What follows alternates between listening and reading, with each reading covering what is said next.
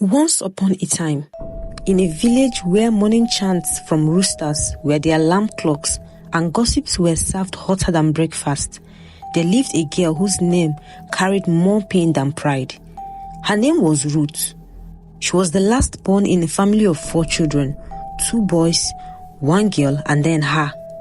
Her siblings were all attending school in well-ironed uniforms, eating rice with fried plantain every morning, while Ruth was on the street by 6 a.m., carrying a tray of groundnut and puff-puff on her head, barefoot and hungry.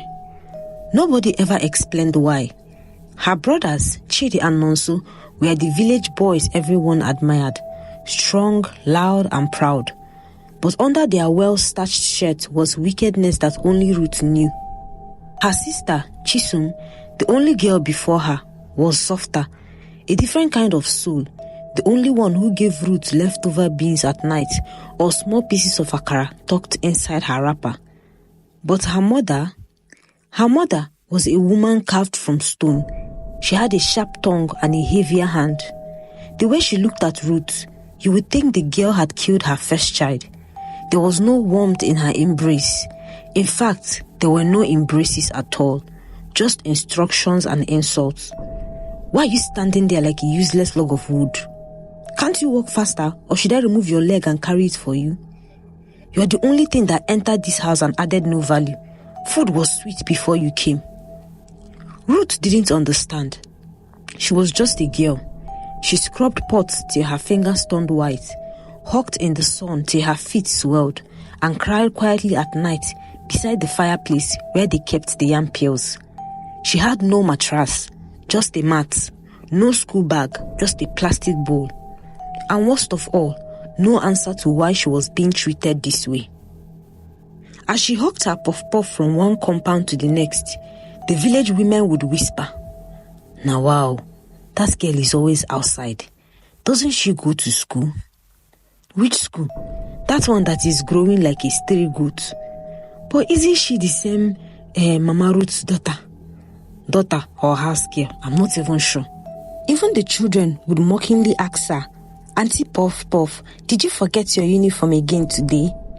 Ruth would smile politely and whisper, "I don't go to school." Then they would laugh.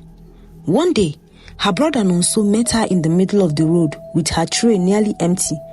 She thought he would help him carry it, but instead, he slapped the tray out of her hand. "I told you not to sell near my school again. Do you want my friends to know that you're my sister? You, an illiterate hawker." He stormed off as Ruth bent down, picking puff-puff from the sand with trembling hands. She cried all the way home, but there was no one to tell. Her nights were worse than her days. While her siblings ate in plates, she ate from old tins. While they slept on bed, she curled herself into a ball near the charcoal corner. When it rained, water leaked in from the thatched part of the roof and soaked only her mats. Sometimes, Chisom would tiptoe to her with a plate of rice and say softly, "Eat fast before Mama sees us." Ruth would gobble it down with shaking hands and mutter, "Thank you, Chisom. God bless you." And Chisom would smile and say, "You're not useless, no matter what they say." That was the only sentence that kept Ruth alive. By the next day, the cycle would begin again. Her mother never smiled at her, never even called her my daughter. She referred to her as that one or this girl. If Ruth fell sick, she was ignored. If she broke a plate by accident, she was beaten until her skin turned dark blue with bruises. She wasn't allowed to touch her siblings' shoes, not even their leftover books. When people asked Mama Ruth why the girl wasn't in school, she would hiss and say, "School, for that one. Let her first learn how to bathe properly and behave like a human being before we talk about school." Nobody knew what had happened years ago. Nobody knew that her mother, once raped in the dead of the night by a wealthy drunk man, carried the pregnancy in silence and bettered Ruth with a bitterness that never healed. Not even Ruth herself knew. She only knew pain. But pain wasn't enough to kill her curiosity. When her siblings came home with assignments, she would secretly peep through the curtain and try to read the words. Sometimes, when Chisom was alone, she would teach her letters. By the time Ruth was 10, She could read better than children who were in primary 4. One day, while hawking puff puff, she explained how a website works to another hawker's child, using the sand to draw diagrams. She described how messages go from a computer to another place and return. She had never used a computer before, but she had listened and learned and remembered. That day, as she stood near the junction explaining her imaginary keyboard, a man in a car rolled down his glass and watched her. He was quiet for a long time. Then he called her. "Little girl, come here. What did you just see?" Ruth looked scared. "Uncle, I was just explaining something." "What class are you in?" "I don't go to school, sir." "Who taught you that?" "Nobody. I heard people talking. I listened well." The man stared at her like someone had just shown him a miracle in slippers. "What is your name?" "Ruth, sir." "And you want to go to school?" She nodded quickly, tears already pooling in her eyes. "Yes, sir. Very much. I want to learn everything." The man didn't say another word that day. He just drove off. Ruth went home and found out that her mother had locked the pot of soup and instructed everyone not to feed her that night. When Chisom tried to sneak her garri and granite, her mother slapped her so hard her ear rang for days. That night, Ruth cried into her thin pillow, whispering, "God, if you are real, please don't let me die like this." She didn't know that heaven had already said amen, and that the man in the car would return, not with promises, but with purpose. And from that moment, Ruth's story would never be the same again. The next morning, the sun rose lazily over Obagu village, as if it was too tired to witness the same cycle of hardship, gossip, and hypocrisy. Women dragged buckets to the stream. Children in neatly ironed uniforms skipped to school, some holding bread, some holding their mother's hand. But Ruth, she was already on the road, barefoot, tray balanced on her head, hawking puff puff before the sun finished stretching. Her stomach rumbled with hunger. She hadn't eaten since the previous afternoon. As she approached the market square, a black jeep slowed beside her again. Her heart raced with excitement. It was him, the man from yesterday. He wound down his window, looked at her softly and said, "Ruth, right?" She nodded shyly, blinking at the dusty ground. "Come," he said gently. "Let me buy some puff puff today." He stepped out of the car, surprising everyone nearby. A grown man in polished shoes buying from a barefoot girl. Heads turned and mouths whispered, but he didn't care. He paid her, then leaned closer and asked, "Do you still remember what you told your friend yesterday about computers?" She looked up with her eyes wide. "Yes, sir." "How do you know all that?" "I hear people talking, I listen and I try to imagine it." He stared at her like she was magic wrapped in mud. Ruth's mother sat under the mango tree, peeling cassava, when the same man walked into the compound. She frowned instantly. "Good afternoon, madam," he said politely. "I'm Mr. Edwin. I met your daughter Ruth on the road and I'd like to talk to you about her." Her mother's eyes narrowed. "Which of them?" "The youngest, the one selling puff puff," she hissed. "That one is not for talking. She can't even boil water properly without burning it. She only knows how to roam and daydream." "Madam, with all due respect, your daughter is a genius." Mama Ruth scoffed. "Genius score. You people like using sweet words. Carry her if you want. She will disgrace you." Mr. Edwin paused. "So, you let me take her to the city for training?" She waved her hand carelessly. "Take her. If she likes, let her bring shame back. Just don't come and say it was me who sent her." Inside the house, Chidi and Nonso overheard everything and burst out laughing. "So na mistake pikin they won't carry go Lagos." "Oh yeah, go and learn computer with your head like keyboard," Nonso added, laughing hysterically. Ruth stood quietly by the door, her tray still in hand. She didn't respond. She just stared first at her mother, then her brothers. Her lips didn't move, but in her mind she said, "One day you will remember this moment." Mr. Edwin came for her the next day. Chisom helped her pack her few things, 2 wrappers, a torn pair of sandals, and a diary she made from stapled sheets. Chisom hugged her tightly. "Don't forget us when you succeed, please," she whispered. "You're the only reason I still believe in people," Ruth replied, tears falling freely. As she climbed into the jeep, neighbors watched from their verandas. "Where is she going? One rich man has carried her. If it be sugar daddy things, who go help that one? Even her mama no rate her." But inside the jeep, Ruth sat upright. For the first time, she felt like a human being. The seat was soft. The air smelled of citrus. She looked out of the window and didn't wave goodbye. The city was loud, fast and overwhelming, but it didn't scare Ruth, not after what she had survived. Mr. Edwin enrolled her at a reputable tech academy, paid for her hostel, and gave her a new phone. He simply said to her, "You don't owe me anything, just make me proud." Ruth cried in the bathroom that night. She had never used a real toilet before. She had never eaten fried rice with chicken before. Never had a bed with sheets that didn't smell of smoke. She was very behind. While the other students typed fast, she stared at the keyboard, confused. While they clicked confidently, her hand shook like someone touching holy ground. But Ruth was a quick learner. By the end of the second week, her teacher asked, "Who amongst you understand how HTML structure works best?" Ruth raised her hand, slowly but surely, and when she began to speak, the room fell silent. Every Sunday, Ruth called Chisom using Mr. Edwin's phone. "Auntie Chi, I now know how to design logos." Ruth, I'm so proud of you. "And I also learned how to make websites. I'm even building one with my name on it." "You go far, my sister. You will go very far."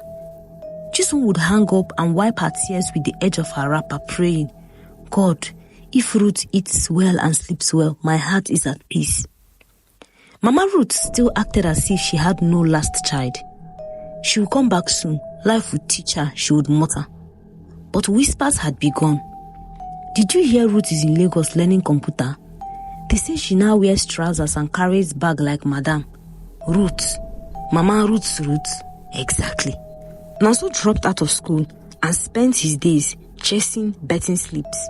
Chidi started following bad boys in town, getting into fights and borrowing clothes for events. Meanwhile, Ruth kept rising.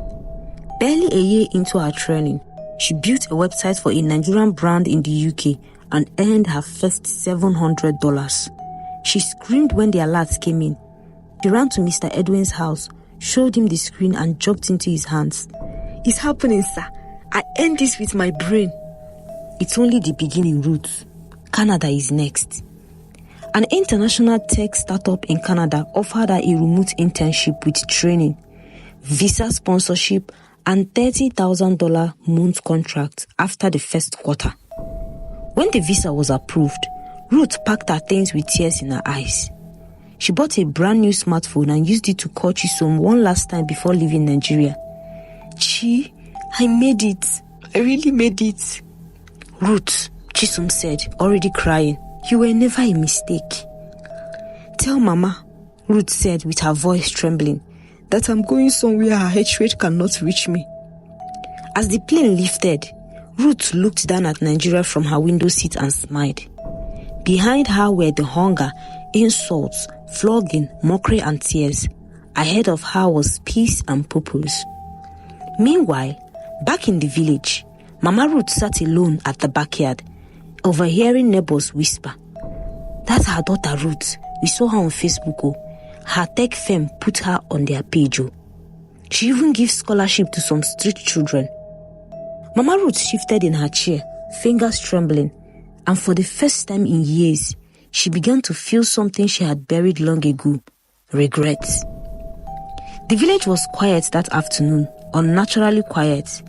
Even the chickens seemed to pause mid-peck as the sound of tires rolling on red soil grew louder. Then the wind carried the hum of an engine so smooth it sounded like the arrival of royalty. At first, people thought it was a politician, but when the dust settled and the sun caught the glint of the white Range Rover, mouth dropped open.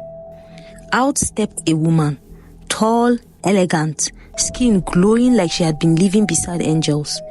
Her hair was packed in a high bun, her glasses tinted, her scent was rich enough to make flowers jealous. It was Ruth. The same Ruth that hugged Puff Puff barefoot. The same Ruth that her brothers used to call Mistake Pikin. That same girl who wore one gown for 2 years straight. She was back, but not as the girl they knew. She was a storm in silk. Neighbors began to gather one by one. Someone ran to fetch Mama Ruth. Mama Ruth, come outside, oh, your daughter is back, oh. Mama Ruth sat still inside, her body suddenly weak. Her legs refused to move. The walls of her house felt like they were closing in on her. She had dreamt of this day many times, but never like this. Ruth stepped into the compound slowly. Her heels clicked on the cement. Her fingers held the car key like a microphone of victory. She didn't speak at first. She just stared at the woman who gave her life but never gave her love. Mama Ruth came out with shaking hands, trying to keep pride in her voice. Ruth, welcome. Good afternoon, ma. Ruth replied, voice cool and sharp. The ma was deliberate. She didn't say mama. She just said ma, like a stranger showing basic respect. Soon the compound was full. The gossip mill began grinding. Is this not the girl they said was useless? Ha! She's driving Range Rover, not Corolla. Mama Ruth, this means this your daughter was good and you called her mud. Imagine if she had trained her, by now we'll all be benefiting. Ruth greeted a few elders, hugged the widows who used to give her water during her hawking days, and shook hands with a blind man who once told her, one day your eyes will see what others can't. Ruth didn't waste time. She gave scholarships to 4 children she used to hawk with. She paid for a borehole to be drilled in the section of the village where people still drank muddy water. She gave bags of rice and foodstuffs to struggling homes. One of the mothers knelt in front of her and said, may your enemies drink your dust as blessing. And all the while, Mama Ruth watched silently from the window, her heart beating like a drum of judgment. 2 days later, Ruth was invited to a youth conference in the nearby city. Her speech was aired live on the local TV. She said, there was a time I slept near firewood and ate only once a day. There was a time my own mother couldn't look me in the eye with love, but I held on. If you are a child like I was, poor, unloved and mocked, hear me now, you are not a mistake. Tears rolled down faces across the room.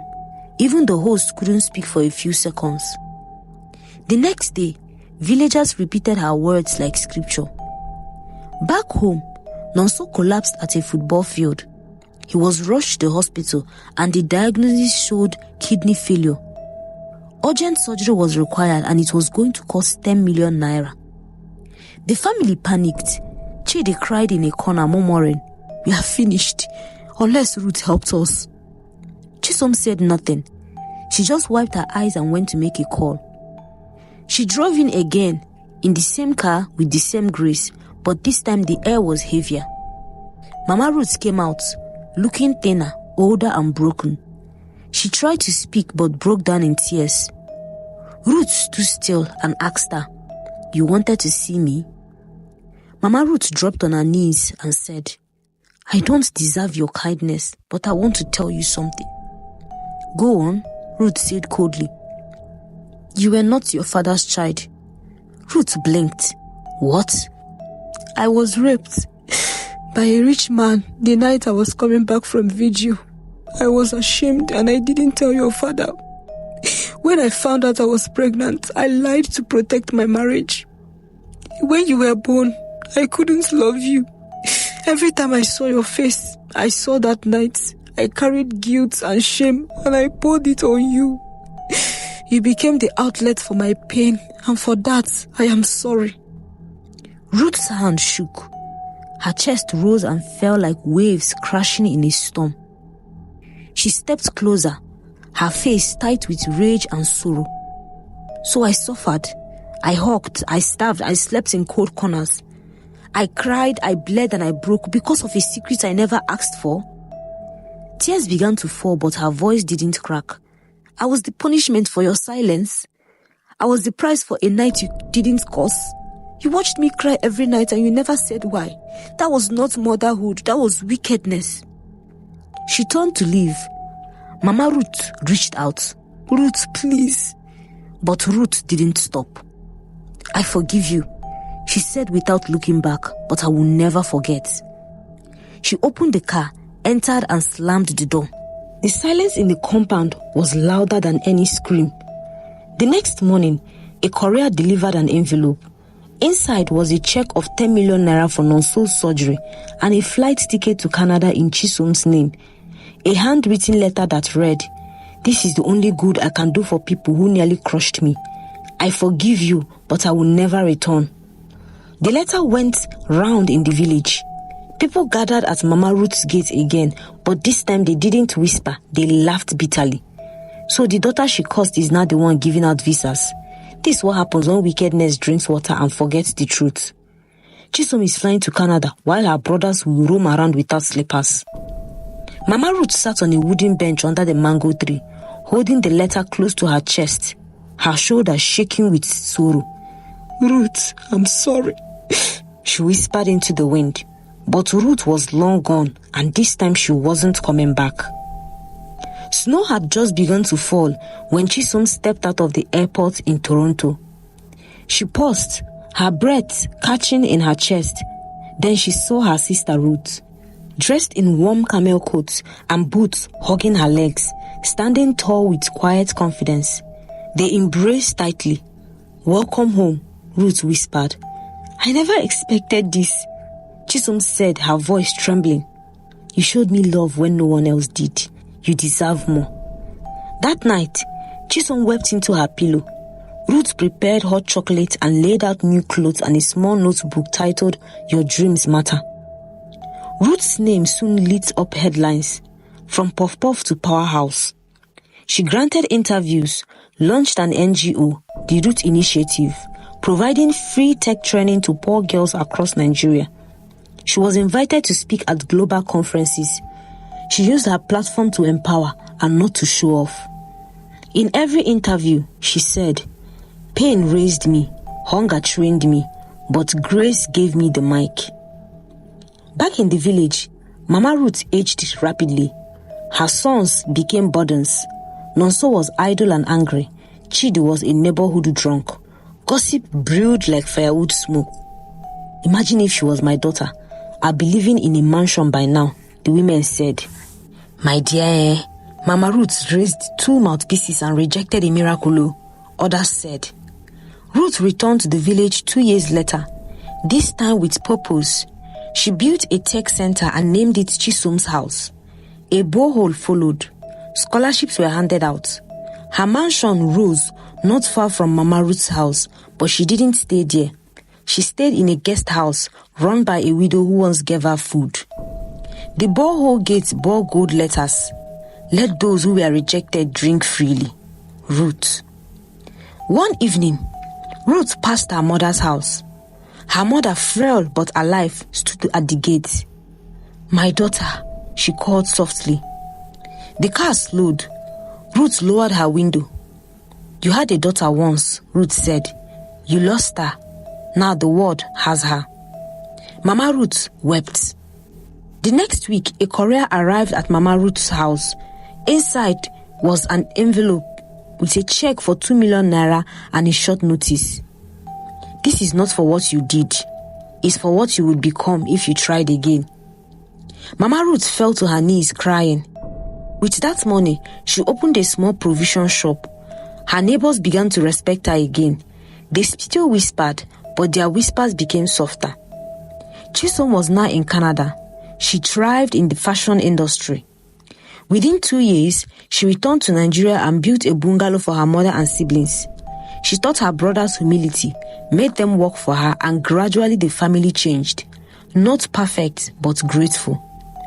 Ruth never moved back, but she visited once a year, quietly, briefly, and kindly.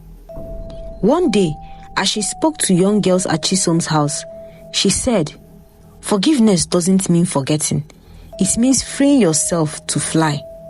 Even if the people who clipped your wings still don't know what they did. And with that, Ruth closed the chapter, not with bitterness, but with power. The moral lesson of this story reminds us that the stone you throw away might be the one meant to build your house. Never look down on anyone because of where they are today. Tomorrow can flip the story in ways you will never recover from. A child you ignore out of shame might become the lifeline you will beg tomorrow. Don't pour your pain into an innocent soul who had no hand in your suffering. When you see kindness, protect it. When you receive love, return it. And if life hands you someone with dreams bigger than their circumstances, help them or step aside. Because one day, the world will clap for them and you might just be watching from the shadows.